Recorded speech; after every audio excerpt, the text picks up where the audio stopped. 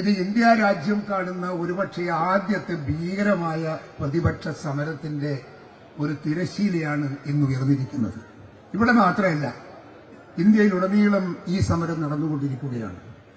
എന്തുകൊണ്ട് എന്ന് ചോദിച്ചാൽ, ഒരു രാജ്യം, നേരത്തെ എനിക്ക് മുമ്പ് സംസാരിച്ച ലിജു ഇന്ത്യയുടെ വളർച്ചയും ഇന്ത്യയുടെ ഉയർച്ചയും ഇന്ത്യയുടെ ജനവുമൊക്കെ ഒരു പരാമർശിച്ചു പോയി. കഷ്ടപ്പെട്ട് അധ്വാനിച്ചാണ് ഇന്ത്യ ഈ നിലവാരത്തിലേക്ക് എത്തിച്ചേർന്നത്. ഇന്ത്യ ലോകത്തിലെ എണ്ണപ്പെട്ട ഒരു രാഷ്ട്രമായി മാറിയതിന്റെ പിറകിലുള്ള കഠിനാധ്വാനവും കഷ്ടപ്പാടുകളൊക്കെ ഞാനും നിങ്ങളും കണ്ടും അനുഭവിച്ചതും വളർന്നു വന്നവരാണ്. പക്ഷെ ആ നാട് ഇന്ന് ഒരു കോടീശ്വരന്റെ കയ്യിൽ അമ്മാനമിട്ട് ആടുന്നത് കാണുമ്പോൾ നെഞ്ചകത്ത് നമുക്കെല്ലാം കഠിനമായ വേദനയും വെറുപ്പും ഉണ്ടാവുകയാണ്.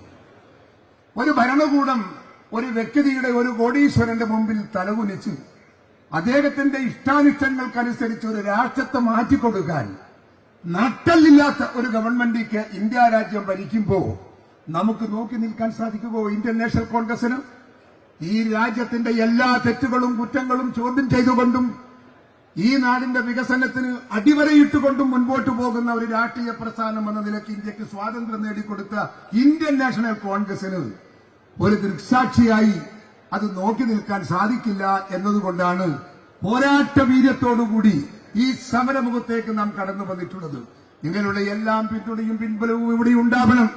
ഇവിടെ പാവപ്പെട്ടവന്റെ, കഷ്ടപ്പെടുന്നവന്റെ, ഭാരം ചുമക്കുന്നവന്റെ, പട്ടിണി കിടക്കുന്നവന്റെ പ്രശ്നങ്ങൾക്ക് പരിഹാരം കാണാൻ ഇവിടെ ആരുമില്ല.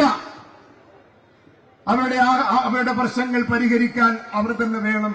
പ്രാദേശിക തലത്തിൽ ജനങ്ങളുടെ പിന്തുണയോടുകൂടി ലക്ഷക്കണക്കിന് ആളുകൾ ഇതുപോലെ ജീവിക്കുന്നുണ്ട് എന്ന് നമുക്കറിയാം. എന്നിട്ടും ആ ജനങ്ങളുടെ എല്ലാം വികാര വിചാരങ്ങളെ ചവിട്ടി മതിച്ചുകൊണ്ട് ഈ രാജ്യത്ത് ഒരു കോടീശ്വരൻ ഇന്ത്യ ഭരണകൂടത്തെ ഉള്ളം കയ്യിലെടുത്ത് ആ ഇന്ത്യ ഭരണകൂടത്തിന്റെ നേതൃസ്ഥാനത്തിരിക്കുന്നവർ അവരുടെ മുമ്പിൽ ഒരു വാലാട്ടിയെ പോലെ അദ്ദേഹത്തോടൊപ്പം ഒട്ടിനിന്ന് മുൻപോട്ട് പോകുന്നത് കാണുമ്പോൾ ഇന്ത്യ രാജ്യത്തിന്റെ അഭിമാനത്തെ ഓർത്ത് നമുക്ക് ലജ്ജിക്കാനേ സാധിക്കൂ എന്ന് പറയാതിരിക്കാൻ നിർവാഹമില്ല.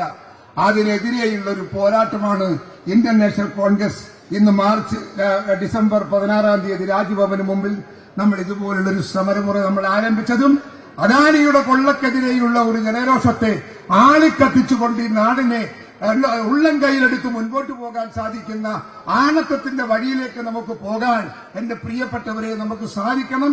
നാം ഇവിടെ പ്രതിജ്ഞ പുതുക്കണം.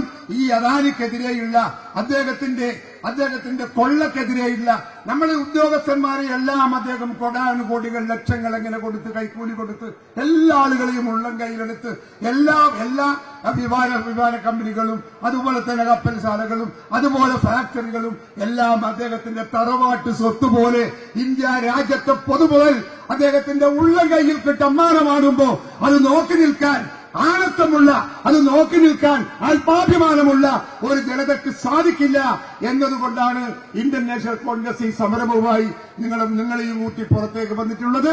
ആ സമരമുഖത്ത് കടന്നു വന്ന നിങ്ങളെ എല്ലാ ആളുകളെയും ഞാൻ അഭിനന്ദിക്കുന്നു, അനുമോദിക്കുന്നു.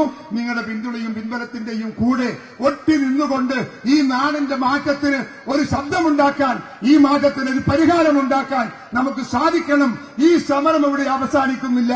ലക്ഷ്യം കാണുന്നത് വരെ ഈ സമരം തുടരും എന്ന് മാത്രം ഞാൻ പ്രഖ്യാപിച്ചുകൊണ്ട് ഔപചാരികമായി ഈ സമരം ഉദ്ഘാടനം ചെയ്തതായി അറിയിക്കുന്നു. നിങ്ങൾക്ക് നമസ്കാരം. ജയ്.